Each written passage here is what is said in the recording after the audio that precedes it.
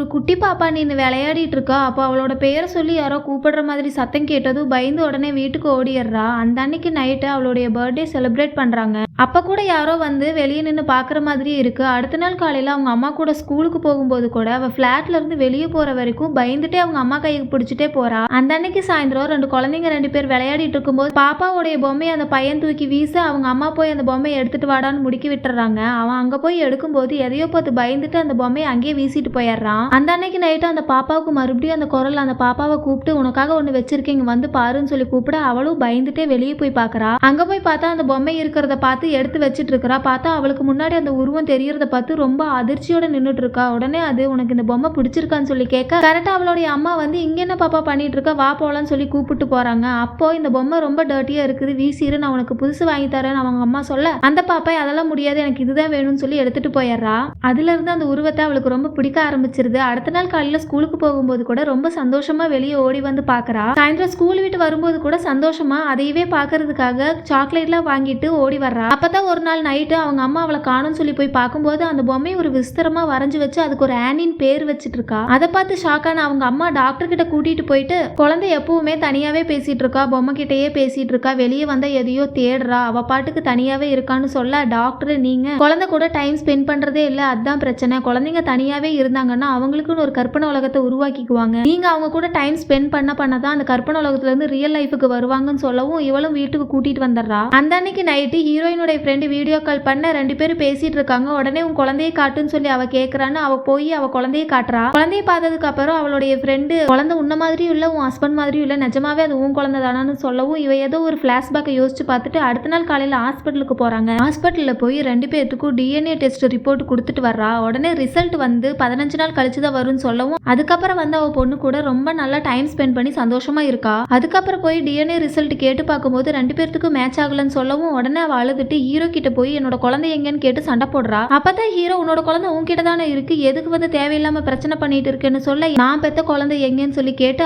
Hero கிட்ட இருந்த குழந்தைய போய் தூக்கி பிரச்சனை பண்றா. அப்பதான் ஹீரோ ஒரு விஷயத்த ஷேர் பண்றான். ஹீரோயினுக்கு ஆல்ரெடி ஒரு குழந்தை இறந்துதான் பிறந்திருக்கு. அதுல இருந்து ரொம்ப டிப்ரெஷன் ஆகி சூசைட் வரைக்கும் போயிருக்கா. அதனால இப்ப பிறந்த குழந்தையும் கூட மூச்சு திணறல் அதிகமா இருக்குன்னு சொல்லி ஐசியூக்கு எடுத்துட்டு போயிருக்காங்க. கண்ணு முழிச்சு பார்க்கும்போது பக்கத்துல குழந்தை இல்லைன்னா அதை நினைச்சு அவ உயிருக்கு ஏதாவது ஆபத்து வந்துருமோன்னு சொல்லி ஹீரோ டாக்டர் கிட்ட ஹெல்ப் கேட்க அவங்க பக்கத்துல பிரசவமான ஒரு குழந்தையை எடுத்துட்டு வந்து கொடுக்குறாங்க. அவனும் கொண்டு போய் ஹீரோயின் பக்கத்துல படுக்க வச்சிடறான். அவ கண்ணு முழிச்சதும் அதுதான் அவ குழந்தைன்னு நினைச்சு எடுத்து பால் கொடுத்துட்டு இருக்கா. அந்த டைம்ல ஐசியூல இருந்து அவனுடைய குழந்தைய அவ எடுத்துட்டு வர்ற ஹீரோயின் இது யார் குழந்தைன்னு கேட்க அப்பதான் அவன் இதுதான் நம்மளுடைய குழந்தை நீ கண்ணு முழிக்கும் போது குழந்தை இல்லைன்னா ஏதாவது பிரச்சனை ஆயிருமோன்னு சொல்லி டாக்டர் கிட்ட ஹெல்ப் கேட்டு அவங்க தான் வேற ஒரு குழந்தைய கொடுத்தாங்கன்னு சொல்றான். உடனே அவளுக்கு கோவம் வந்து அந்த குழந்தைய பெட்ல படுக்க வச்சுட்டு என்னோட குழந்தைய குடுன்னு சொல்லி வாங்கி பால் கொடுத்துட்டு இருக்கா. அதை பார்த்து அந்த நர்ஸ் ஒரு மாதிரியா அந்த குழந்தைய எடுத்துட்டு போயிடுறாங்க. அதுக்கப்புறம் இந்த பக்கம் அந்த குழந்தையோடைய அம்மா கான்சியஸ் வந்ததுக்கு அப்புறம் பாக்குறாங்க தொட்டில குழந்தைய காணோனதும் குழந்தை இறந்து போச்சோன்னு நினைச்சு ரொம்ப கவலையில உட்காந்துட்டு இருக்கா. சிஸ்டர் அந்த குழந்தைய எடுத்துட்டு வர்றக்குள்ள இவளுக்கு அந்த கவலையிலேயே பிரசவம் முடிஞ்சதுக்கு அப்புறம் வர வலிப்பு வந்து அவ இறந்து போயிடுறா.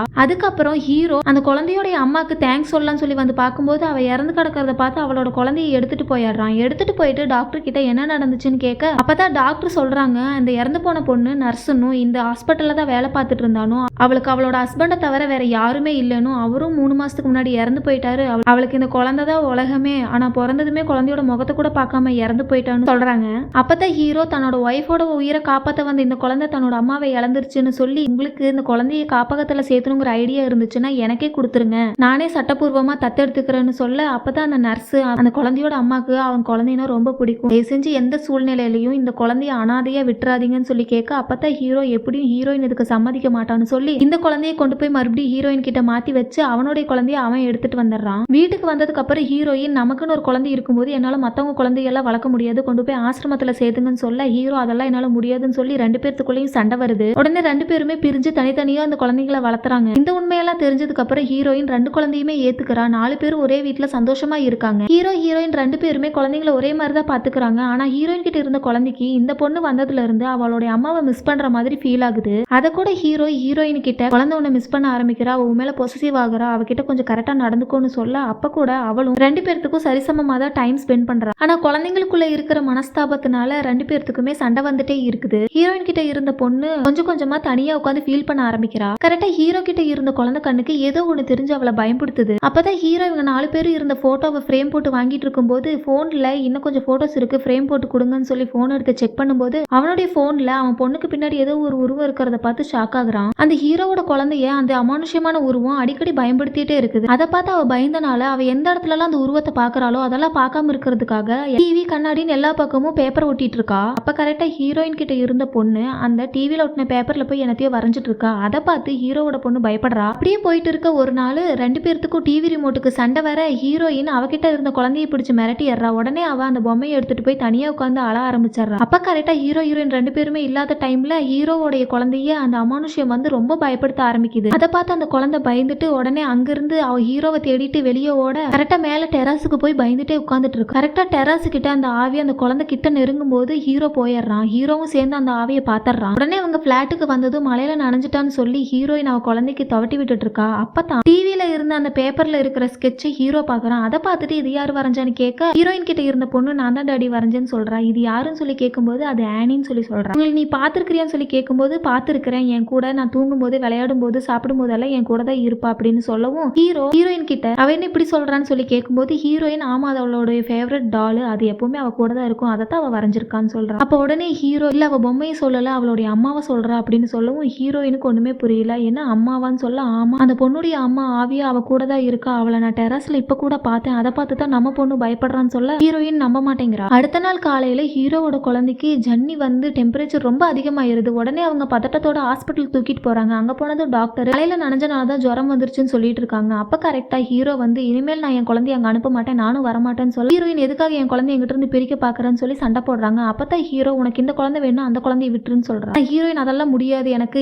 என் குழந்தைய எனக்கு எப்படி வாங்கணும் தெரியும் சொல்லி சண்டை போட்டுட்டு அங்கிருந்து போயிடுறா. அப்பதான் ஒரு நாள் நைட்டு ஹீரோயினும் அந்த பொண்ணும் கண்ணாமூச்சி விளையாடிட்டு இருக்கும்போது கரெக்டா அவளுக்கு ஒரு போன் கால் வருது. அவ போன் பேசிட்டு இருக்கும்போது இந்த பக்கம் பின்னாடி அந்த பொண்ணு யார் கூடயே விளையாடுற மாதிரி சத்தம் கேக்குது. உடனே அவ வீடியோ ஆன் பண்ணிட்டு கரெக்டா போய் பாக்குறான். அங்க யார் கூடயே விளையாடிட்டு இருக்கிற மாதிரி வீடியோல ரெக்கார்ட் ஆயிருக்கு. அடுத்த நாள் ஸ்கூல்ல ஹீரோயினோடைய பொண்ணும் ஹீரோ பொண்ணும் 2 பேருமே பேசிட்டு இருக்கிறத பார்த்து ஹீரோ வந்து கோவமா அவனோட பொண்ணை கூட்டிட்டு போயிடுறான். அதை நினைச்சு அந்த குழந்தை ரொம்ப அழுதுட்டே இருக்கா. ஹீரோயின் எவ்வளவோ சொல்றா ஆனா அவன் சமாதானமே ஆக மாட்டேங்கிறா. உடனே 2 சாக்லேட் எடுத்து இது ஒன்னு உனக்கு இன்னொன்னு ஆனிக்குன்னு சொல்லவும் அந்த குழந்தை உடனே ரொம்ப சந்தோஷமா அந்த சாக்லேட்டை வாங்கிக்கிறா. அதை பார்த்ததும் அவளுக்கு மைல்டா டவுட் வருது. உடனே வீட்டுக்கு போய் அந்த குழந்தைக்கு பால் குடிக்க ரெடி பண்ணிட்டு ஹீரோயின் இது எல்லாமே யோசிச்சுட்டு இருக்கா. யோசிச்சுட்டு அவளை போய் தேடும்போது அவ மேல டெரஸ்ல விளையாடிட்டு இருக்கா. அங்க போய் அந்த குழந்தைய மிரட்டி இதுக்கப்புறம் என்ன கேட்காம டெரஸ்க்கு வரக்கூடாதுன்னு சொல்லி அங்க இருந்த துணியெல்லாம் எடுத்துட்டு பிளாட்டுக்கு போறா. அங்க போய் பார்த்தா அந்த குழந்தையோட அம்மா நின்னுட்டு இருக்குது அவ பின்னாடி. அதை பார்த்து இவ பயங்கரமா பயந்து குழந்தைய சத்தம் போட்டு தூக்கிட்டு கீழே ஓடி வந்துடுறா. கார்ல ஏறி ஹீரோக்கு போன் பண்ணி நடந்ததெல்லாம் சொல்றா. உடனே ஹீரோ நானும் வர இருன்னு சொல்லி ஒரு சர்ச்சுக்கு போய் சர்ச்சில் ஃபாதர் கிட்ட இந்த குழந்தைய ஆசிரமத்துல சேர்க்கணும்னு சொல்ல ஃபாதர் நீங்க முழு மனசோட தானே தத்தெடுத்தீங்க, எப்படி இப்படி பாதியிலே விடுறீங்க, அந்த குழந்தை மனசு எவ்வளவு பாடுபடும் சொல்லி கேட்க ஹீரோ இந்த குழந்தைனால என்னோட குழந்தையோட உயிருக்கு ஆபத்து இருக்கு, எங்களுக்கு இந்த குழந்தை வேண்டாம், தயவு செஞ்சு ஆசிரமத்துல சேர்த்திக்கங்கன்னு சொல்ல ஃபாதர் ஒத்துக்கவே மாட்டேங்கிறாரு. ஒரு கட்டத்துக்கு மேல உங்க ஒய்ஃபுக்கும் சம்மதமான்னு சொல்லி கேட்க ஹீரோ சம்மதம் தான் சொல்லி ஹீரோயினை கூப்பிட்டு போறான். அங்க போனது ஹீரோயினுக்கு குழந்தைய ஆசிரமத்துல விடுற விஷயம் தெரிஞ்சதும் அவ பயங்கரமா கோவப்பட்டுட்டு குழந்தைய அங்கிருந்து கூப்பிட்டு போக பாக்குறா. உடனே ஹீரோ ஏன் இந்த மாதிரி எல்லாம் பண்ற, இந்த குழந்தையால நம்ம குழந்தை உயிருக்கு ஆபத்து இருக்குன்னு சொன்னா புரிஞ்சுக்க மாட்டியா அப்படின்னு சொல்லவும் அப்பதான் ஹீரோயின் நீ இந்த பிரச்சனைக்கு சொல்யூஷன் சொல்ல வந்த உன்ன நம்பி வந்தேன், நீ என்னடானா குழந்தைய கொண்டு போய் ஆசிரமத்துல விட சொல்லி சொல்ற,